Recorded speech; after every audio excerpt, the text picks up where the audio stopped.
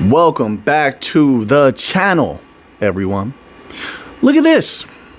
We've always known all these companies that work with Ripple are very, very incentivized and very likely to make official solid deals with them. But these types of spikes, because of those partnerships, that's not what I'm looking for. That's not what I'm here for at all. You know, I'm here for those interbank payments type of explosion, RWA types of explosion, payroll, B2B payments of all kinds, that type of thing where you're going to see astronomical, in my humble opinion, not financial advice. You're going to see astronomical explosions, and anybody can do the calculations just through the observations that they make by how much value would be moving through the XRPL or Hedera or Solana, etc. But we have this here. This article is titled XRP Finally Breaking Out. 12% rally. Wait, well, bear with me one moment. Let me scroll up. 12% rally after Ripple BNY Mellon deal. All right, the utility that comes out of that and whatever partners that they have, which clearly, once again, in order to use the XRPL, it functions best if you have a net like RippleNet. If you have a bunch of different banks using it all at the same time, that's the best way that these types of mechanisms function. Because they're all on the same page, hence interoperability. You can trust the system. No one's outside the system. You don't have to worry about something intersecting the system. You don't have to worry about something, a bridge, etc. No, we're all on the same system. It makes perfect sense.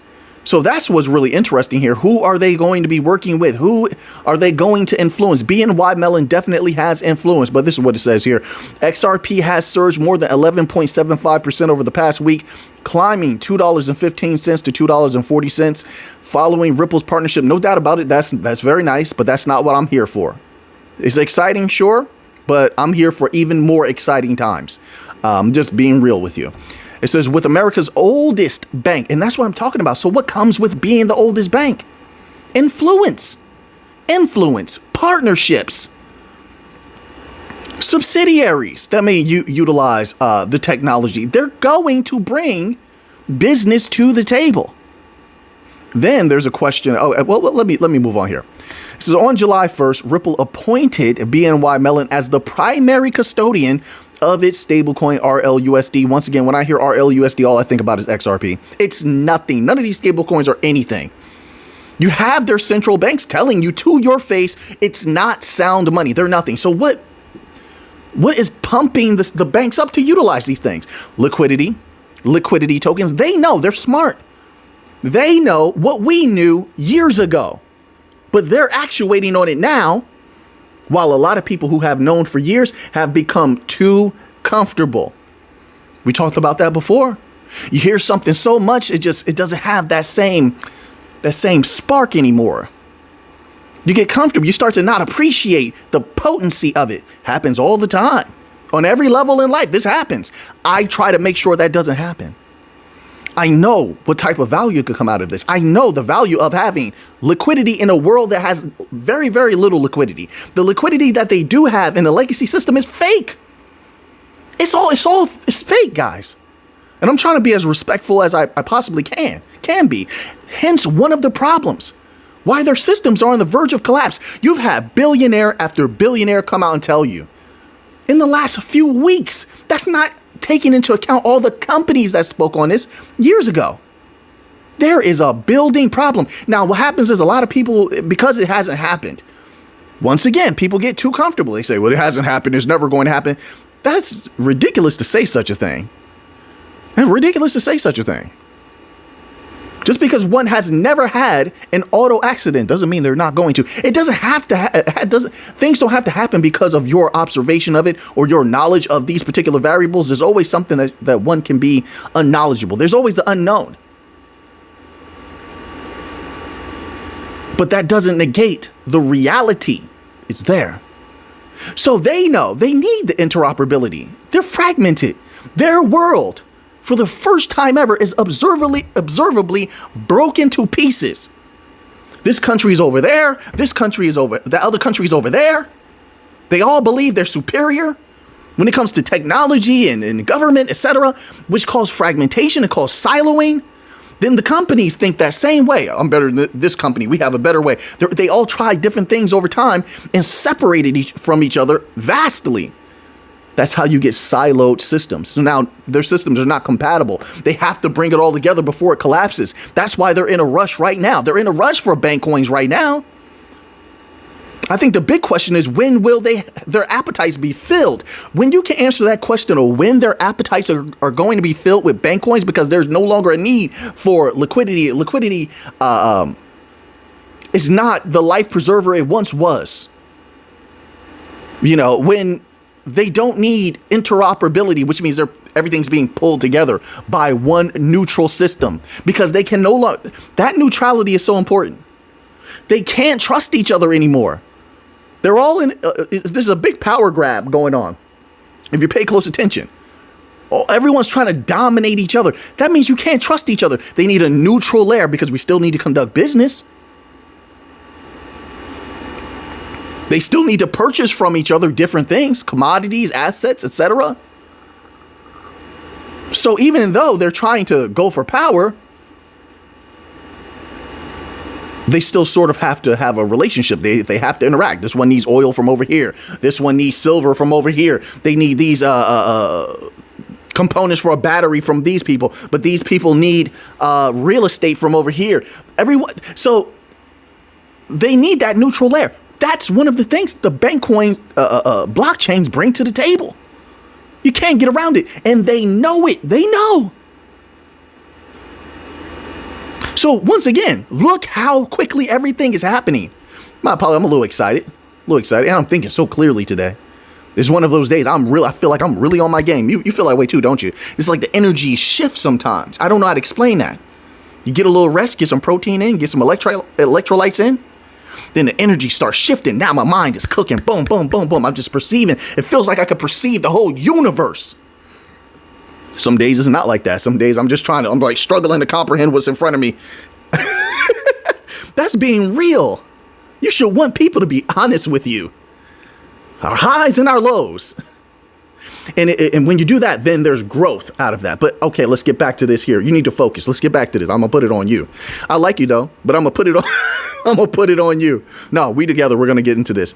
RLUSD has gone live on both Ethereum and the XRP ledger blockchains, but approximately 87% of its current activity remains concentrated on Ethereum, according to DeFi Llama data. Let me ask you a question. Ripple itself said XRP's faster when they were talking about XRP versus RLUSD. I believe David Schwartz was the one who broke it down. The videos are still up. The articles should still be there. Even if they took the articles down, the articles when I clipped them and put them in the video are still there. So they can never get rid of the evidence. So now, once again, let's go back to that reference. XRP's faster. XRP's more cost efficient. XRP is superior in every possible way. XRP is used with the special mechanisms that make the XRP the best of the best. You think BNY Mellon doesn't know that? Do not let them pull the wool over your eyes. I mean, you can do what you want to do. Maybe some people like that wool pulled over their eyes. So be it. And maybe it's not that. Oops, I dropped something. Maybe it's not that. Maybe you just think differently than I do. I can respect that.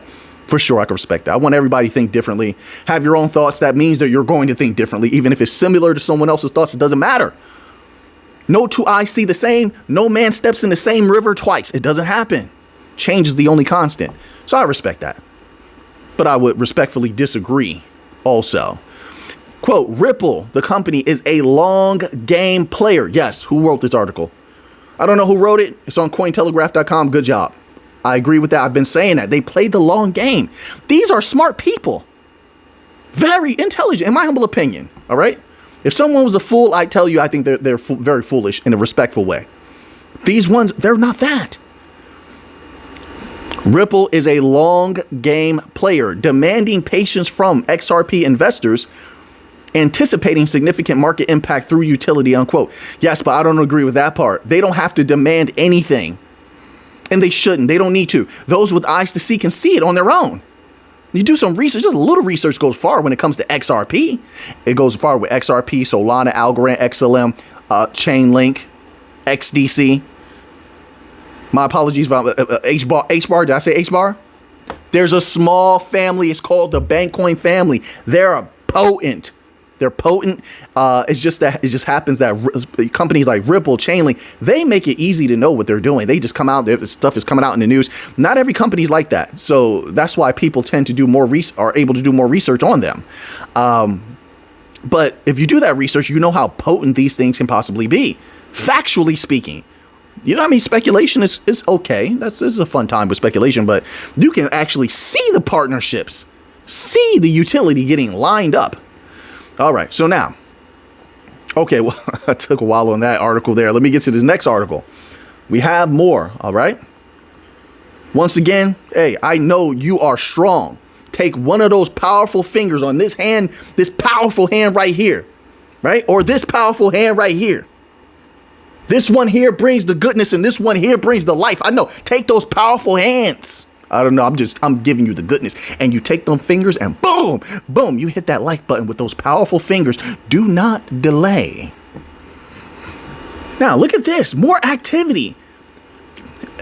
All of you building on the XRPL, keep up the good job. I'm going to tell you. I don't know if you're going to see this video or not. I'm going to tell you, keep up the good job. I like it. And yes, I'm here to make a lot of money. I'm not here to lose. I'm here to win. I don't know about everyone else. I only speak for me. I'm here to win. I see the goal. I see the mountain. There's different parts of the mountain. Some people are going to get off here. Some people are going to get off there. I respect that. I respect that. I'm going to the top of the mountain. We've been climbing and climbing and climbing for years. I believe. I know. It's just like a takedown fall. I'm telling you. If I'm going against you, I'm coming to win in combat. Let's say you beat me. Okay, cool. It doesn't matter. I'm coming to win. I'm going for the takedown. I'm going to make you work. And right here and right now, when it comes to these bank coins, oh man, I don't know when, but we're so close to the top. I personally want to see the top of the mountain. Interbank payments, RWA. Once we get there, we'll see what happens after that as far as my journey is concerned. But I know I want that victory so badly. I want to see the top of that mountain. But anyway, this article is titled XRP Ledger's EVM sidechain sees 1,400 smart contracts in the first week. What do you think is going to happen, folks? And I don't care where they use the smart contracts on the XRPL. Don't you have, you got Flare, whatever this is this is different, obviously, I would assume. We're going to jump into it in a moment. When the banks begin, they're going to, how can I say this? I don't want to say they're going to go crazy because some people may not understand that. And then crazy has a negative connotation to it sometimes. What's another way to say? They're going to go wild. They're going to use it a lot. They already said that. They want smart contracts. They want staking. You saw what they were doing before, all of these different advocates pushing for clarity on staking. Why do you think that is? The big timers were doing that about a month ago. A whole bunch of them were coming out pushing for staking. Why do you think that is? Remember that document we read? It was like at the beginning of this year. Or it was either December or January. Is it December of last year? We were coming into this year, or January, somewhere around that time. And in that document, banking representatives were talking about staking. Remember that? And they confirmed for us what we knew. Folks, I'm telling you. And the banks are smart. They're very smart. They are looking forward to automation. Unlike a lot of other companies, they're not sure because they don't want to rub their employees the wrong way. A lot of people, they don't like that because they hear automation. They think jobs are going to be lost, which is not necessarily true. It can be true, but that's not necessarily true. Companies don't have to take that route. They can make other positions for people to work. They can train the people in different ways, or, there's a lot of different things you can do to maintain stability as far as hiring employees, et cetera, and keeping people on without having them completely replaced by AI. It doesn't have to be that way. But regular companies are a little bit touchy on that, and I understand that. But banks are like, nope, we're going full blast. We want AI, we want DLT, we want liquidity, we want, they need liquidity. We want, AI, smart contracts, staking. They're making it very clear. But it continues on here. XRPL's EVM sidechain. shows promise with efficient design and low transaction fees that struggles to grow its user base beyond initial interest. Let me read that again. Look at that. So it shows promise, efficient design, low of course, what you're saying is it's the best of the best. It's the best of the best. That's all you got to say. But this part here, yes, struggles to grow its user base beyond initial interest. It's not time yet. It's not time yet. XRPL is built for who? Wait, let me do this right. It's built for who? Just imagine somebody's off the side. For the banks. Who said that? I don't know. Did you say that? It's for the bank. Right. Whoever you were out there that said it, it's built for the banks. Period. They've made that clear. I know a lot of people want to debate that over the years. Representatives of Ripple came out and made that very clear. It's made for businesses. It's made for banks. It's not made for retail. It's not.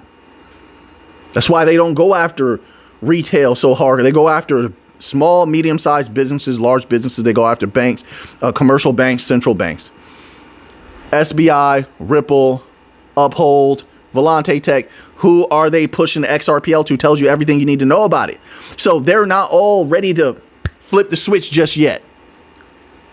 So you're not going to have that, oh, well, this is explode. It's doing good. But when that time comes, that's when you're going to see them absolutely just gluttonous on in their usage of the XRPL in every possible way, not just this. Everything flows together. You see that price explode. That's because of the utility. Part of the utility is smart contracts at that particular time, I believe. AI is going to be employed. Obviously, you'll watch the progression of all of this. You'll have payment channel like mechanisms being deployed where they break up the payments, and you'll have payroll being utilized. These are things you can go down your checklist as you're seeing them. You know that the time is coming. If you're not seeing the explosion in price, then that it is imminent. In my humble opinion, once again, you do what you want to do, think what you want to think. This is not financial advice. I'm just giving you my thoughts as I'm analyzing this stuff. That's all. All right. All right. So let's leave that there because now I have more. I'm going to get to this little bit of Bitcoin news, and I had a lot of other articles actually. But sometimes I get excited. We've been getting a lot of good news lately, and when you have good news and you have a lot of thoughts, you can say a lot about these things, right? It can take up a little bit more time than you might anticipate. I'm just letting you know. Some of you might want to actually try your hand at this kind of stuff, or a lot of you already are, researchers and you make videos, etc. So you know what I'm talking about. Now, this article is titled "Crypto Traders Starting to Salivate." Drool. They're starting to drool. That's what that is a funny phrase. That's nasty too. That's a funny phrase. I understand it. It conveys the message. But just think about somebody just drooling all over themselves because of something. Where did that come from? Is the origination of this phrase really derived from human activity? People just spitting all over themselves because they're excited? Maybe. I don't know. Not me. Is it you? Not me. No. Anyway, starting to salivate, drool all over themselves as Bitcoin inches back toward $110,000. I'm not excited. Not because of that. No. I know the potentiality of Bitcoin. I'm not concerned whatsoever. This little range it's been in for a little bit of time. I'm not worried about it at all. I know Bitcoin can crash through, just my humble opinion. I know it can crash through $150,000 anytime they're ready to pull the trigger, and I know who controls the flow. But let's read this little tidbit here. It says Sentiment. Shout out to Sentiment. Been doing a great job this year. Great job providing very good information, in my humble opinion. I don't know them. I'm just saying, I just give respect where respect is due, like I give respect to the members only section. Fantastic people in the members only section asking great questions, showing great support. Thank you. Right? I show respect where respect is due. Sentiment says the ratio of bullish to bearish Bitcoin comments on social media hits a 3. What was I doing? I was about to say 1. 3. Pretend like you didn't see that. 3-week high. They're like, no, man, I saw that, Mick. I'm clipping it right now, Mick. I saw it. Gonna make a GIF image of it. No, I know. 3-week high as traders grow more optimistic about Bitcoin breaking above $110,000. They might as well just rename it to bullish Bitcoin because it's bullish for now. I think for the next year or so, I think we could see some real magic from Bitcoin, maybe even extended to 2 years. But there probably will be a significant pullback. I 100% anticipate it, not because of a natural catalyst. No. I believe because of price manipulation. I really feel that I try to think in a multidimensional way. And one of the pathways I really think about a lot is if companies allow people to get comfortable, let them get comfortable above $100,000, people will sort of go into a sleep stage. And so if there is a massive correction or dip, they will panic. That's an easy chess move. Lull your opponent into a false comfort, then attack. Make them panic and frantic. They really don't know what to do. So they fall back to their fail-safe. Let me sell, brings the price down a little bit more. And then that 73% of company, why are they not in yet? Why are they not in? It's Bitcoin. Bitcoin is free and clear. Why are they not in yet? What are they waiting on? Is it possible? I'm just asking the question. Is it possible they're waiting for the setup? These people at these companies communicate, folks. They're having parties, dinners all the time. Listen, when I was younger, I was very, very active. I was doing very big things. I'm telling you. And I saw how everyone comes together. And the world does not know this.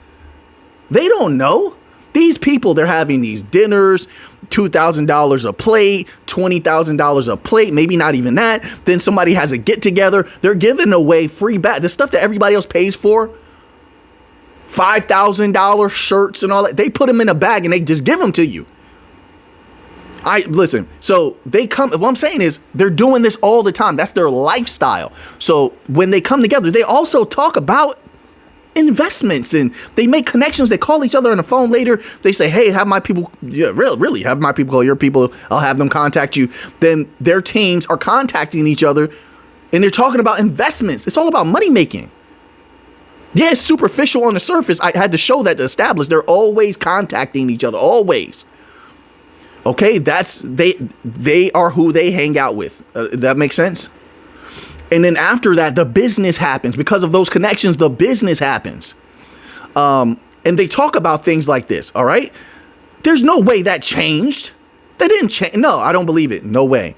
Because it makes everything so easy for them. So yes, they can get together behind the scenes and say, hey, let's wait on this Bitcoin activity. We have a plan. The bigger companies, the bigger people, the bigger entertainers. I've seen this across the board, this type of activity, okay? And once it happens, they let me say flip the switch. The price of Bitcoin starts to explode or it goes down. The people react, they sell. Then the companies swoop in. They say, hey, it's time to act. They've gotten advised. They all act at the same time and it skyrockets. Tell me you haven't seen that already. Multiple times they showed you. Now they're calming it down so everyone forgets. If you give people enough time, they're going to forget. This is how they work. People are busy. They're at their job. They have their family thing. They have problems in life. They're on vacation. People have a lot going on. They will forget. Majority, not you, but majority. And then the companies, they don't have to remember. Their analyst team is going to remind them. Their research team is going to remind them. They're paid well to do it. And they're going to snap their finger, say, it's time to go. Then that price, it was down. It shook people up. They sold. Now that price starts skyrocketing. 115K, 120K overnight, 130K Bitcoin overnight. Maybe it doesn't happen that way, but I'm telling you, I could see it happening that way. I've seen a lot in my time. And yes, you could argue, Mick, what you've seen is it doesn't apply to everything. Yeah, you can argue that, sure. But I can only speak from my experience. Okay? I can only speak from my experience. Like, for example, a lot of the fights it doesn't matter if it's MMA or boxing. I saw both. Okay, behind the scenes. A lot of the fights people are getting now were discussed a long time ago. A long time ago. I'm talking about years and years ago. But to the people today, they think it's new. They're like, oh, there's... Right. A lot of there's so much more I could say. I want to talk about other things, but you know what? I'm just going to leave it at that. But I've seen certain things. I'm telling you, I don't put it past them to set Bitcoin up so they can get a little bit more bring their partners in at a lower price. 73% do not have any crypto. Companies I'm talking about. Do they buy in at this high? You believe that? They're going to buy in at this high? You sure about that? Or they're going to bring it down first, shake things up, let the people do what they do. They already said long-time Bitcoin holders were selling. They already said that. So what happens, and this is in a good period. So what do long-term holders do if the price starts going down? They're worried about their value, maintaining their value. They have a lifestyle to uphold. You don't think they're going to sell more? And that price will drop more significantly? And once again, like I said, it's all just a setup, because after that, the companies start buying, and then that price skyrockets beyond belief. You tell me. So now that you have that information, what are you going to do with it? I know what I'm going to do with it. So until next time, everybody, let's get to the money.